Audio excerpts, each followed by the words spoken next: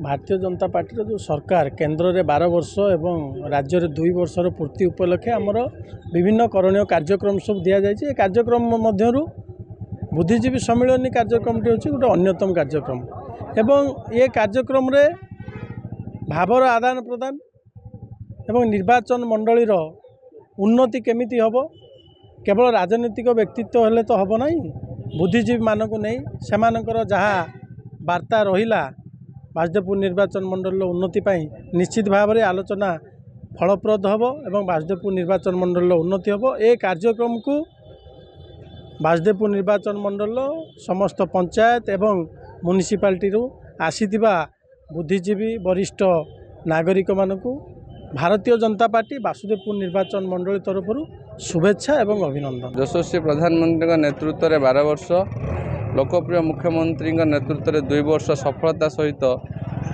Complete पर Bharatiya Janata party सारा देश में एक बुद्धिजीवी सम्मेलन होची।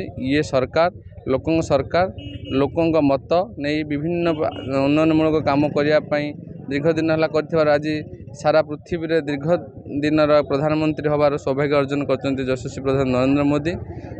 आज जो बुद्धिजीवी गहन में आम बासुदेवपुर निर्वाचन मंडल स्तर में एक बैठक है। विभिन्न बुद्धिजीवी जो प्रकार मुद्दा रखिले जो तथ्य रखिले ये तथ्य आम जिला एवं राज्य केन्द्र को पठेबू। तार संशोधन सरकार किसी भूल करें ठीक करें सरकार जो त्रुटि सुधारिया आम चेष्टा करूँ। लोक मान मत नहीं आज जो प्रयास मोदी नेतृत्व में सारा भारत वर्षर जो बुद्धिजीवी शिक्षक छात्र मान विभिन्न मतामत नहीं जो कार्यक्रम आरंभ होची स्वागत योग्य कथा। एमती जदि सरकार चले लोक मत नहीं बुद्धिजीवी मान मत नहीं ताले सरकार दीर्घ दिन भारत वर्ष में शासन कर शासन कर। बुद्धिजीवी सम्मेलन करते सरकार केन्द्र में 12 वर्ष राज्य में 2 वर्ष तो निर्दलीय व्यक्तित्व माने आम सब आसलु। तो मोर गोटे कथा कहबार थिला जे अतीत में बासुदेवपुर निर्वाचन मंडल में थिला धामरा मुझे पाठर पढ़ी। तो विधानसभा नेता बाणिया को कहले डेलिमिटेशन कमिटी ता करथिला। सरकार चाहिए पुणी जिते बढ़ विधानसभा सीट संख्या डेलिमिटेशन कमिटी हम आमको आम धामरा फेरे देकी तांकर जो तक अच्छे तीड़ पटू ताकू नहीं जाए। द्वितीय कथा आउ गोटे कही यही रास्ता 10 वर्ष है सर्वे है ना फ्लाईओवर ब्रिज हो पार्टी ना बाईपास रोड हो पार्टी। धामरा को 100 ट्रक जाए आम पिला मैंने बढ़ुं गोमाता मैंने बढ़ुं यहाँ बड़ दुखद विषय आम।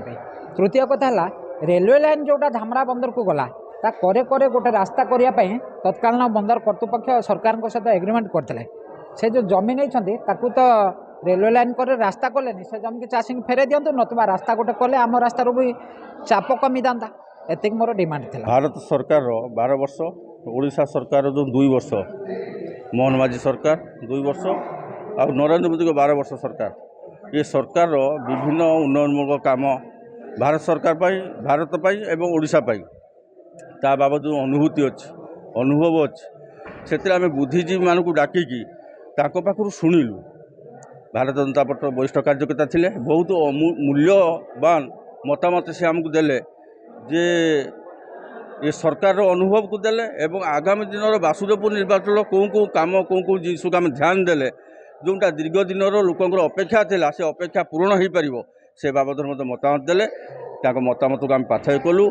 ये सरकार आज 3 वर्ष अच्छी से 3 वर्ष भितर एक एक करके सबको जो मतामत को आम गणी गणिकी सरकार पाखे उपस्थापन करी मुख्यमंत्री पार कथा रखिकी पूरण करूँ एवं बासुदेवपुरवासी अपेक्षा अच्छी से अपेक्षा अनुरूप काम करूँ से आम ये बुद्धिजीवी सम्मेलन समस्त मतामत नेलु आम निज विषय वस्तु रखिलु से बाणी कल्याण महांती विधानसभा नेता थे वरिष्ठ कार्यकर्ता थे मुझे थी तेणु आम पुंखानुपुंख विचार करूँ। आज जो बुद्धिजीवी सम्मेलन आम एक शुभंकर है जे वरिष्ठ नेतृत्व एवं बुद्धिजीवी मान आम मतामत नेलु आम बहुत पाथाय हम एटा।